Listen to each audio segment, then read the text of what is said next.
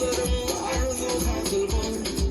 İlkinci teyinin Türkmen göderi. Kimi aşıklarım arzu hatır var.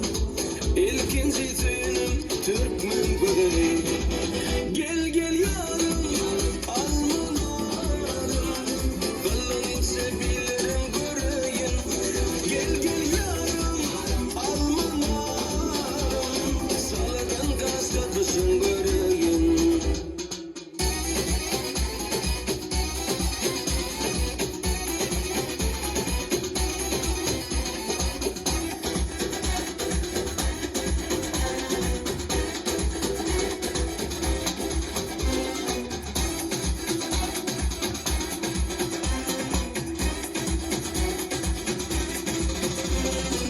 Saylan yarsın gülüm ehli kıyılardan, duy menin suyuyma asıp gönlürdün. Dünyam yalı dönür eğer sen gelsin, ilkinci